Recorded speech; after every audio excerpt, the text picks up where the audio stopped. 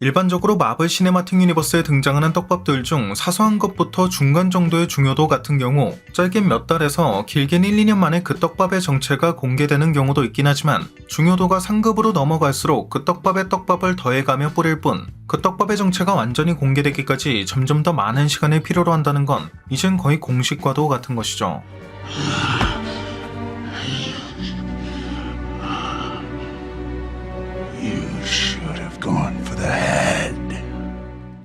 매일같이 새로운 걸 분석하고 또 그에 맞는 가설까지 생각해보는 게 이 채널에서 추구하는 바이기 때문에 새로운 단서가 발견되면 그에 맞는 새로운 가설도 세울 수 있지만 아주 오랜 기간 떡밥의 정체가 공개되고 있지 않음에도 그 뚝심을 잃지 않고 가설의 방향성을 유지하고 있는 게 크게 세 가지 정도가 있습니다.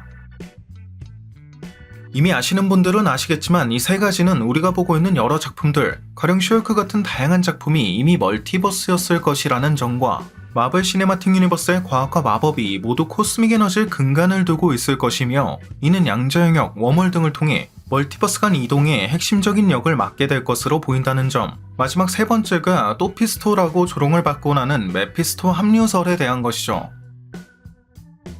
이 중 이번 영상에서 다루고자 하는 건 메피스토 합류설에 대한 것인데 개인적으로는 이 헬로드 중 한 명인 메피스토의 등장을 다크홀드라던가 이 황새의 등장신, 셰익스피어의 문학을 예로 들고 있는 비전의 모습 등을 통해 완다비전부터 예상해왔고 이번 영상에서 다 설명할 순 없지만 이후로도 슈얼크 당시 지옥에 대한 에피소드에서 하필 메피스토를 떠올릴 수밖에 없는 염소 악마에 대한 언급이 등장했고 이 염소의 이름인 제이크는 완다비전 당시 등장했던 세뉴로 스크래치와 함께 생각해봤을 때 원작 코믹스에 등장하는 메피스토의 이명 중 하나인 잭 스크래치를 연상케 한다는 점에서 I think his name is Jake.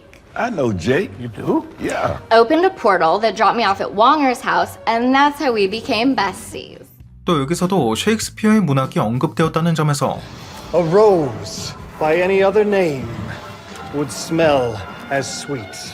노이움에선 결국 모두 스파이더맨에 대한 기억을 잃게 되는 것 또한 원작 코믹스에서 메피스토가 소녀의 모습으로 변해 스파이더맨에게 악마의 제안을 했던 플롯을 연상케 한다는 점이나 소설로 슈프림급인 닥스가 고작 말 몇 마디의 마법을 실패한다거나 평소 대를 위해 소를 희생하는 게 당연하다고 생각할 정도로 절대 다수를 위한 희생을 아무렇지 않게 여기는 닥스가 피터만을 위해 모두의 기억을 지우는 방법을 선택하려고 했다는 것 자체도 아주 의심스럽다는 점 등을 통해 이때의 닥스 또한 메피스토가 관여했던 것일 가능성, 또 닥스 2편에서 보여줬던 닥스의 마법 또한 일반적인 엘드리치 매직과는 거리가 먼 흑마법에 가까운 것이었다는 점에서도 그 가능성을 예상했던 적이 있었습니다.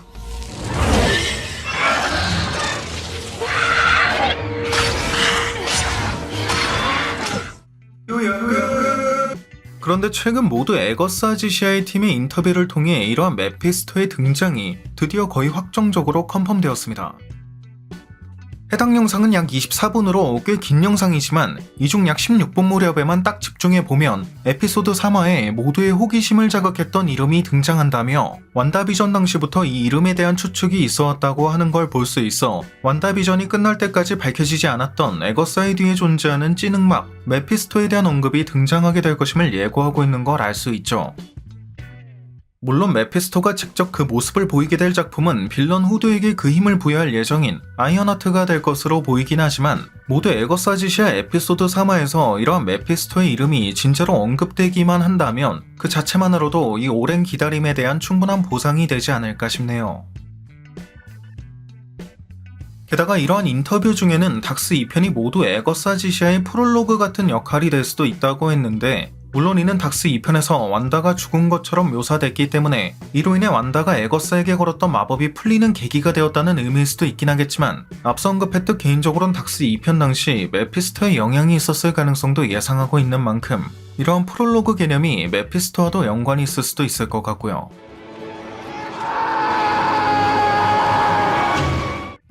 또 이와 관련해 이번 작품에 등장할 빌리 같은 경우 완다의 두 쌍둥이 중 한 명인 빌리가 분명함에도 최소한 에피소드 초반까진 그 이름이 10대 청소년을 뜻하는 틴으로만 등장할 예정이며 이 장면을 보면 알 수 있듯 그 이름을 얘기하려고 하자 어떠한 외부의 힘이 작용해 그 입을 막는 걸 볼 수 있는데 Interesting.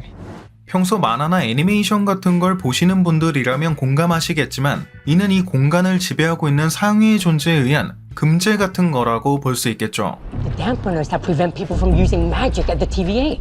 We would have to turn that off too.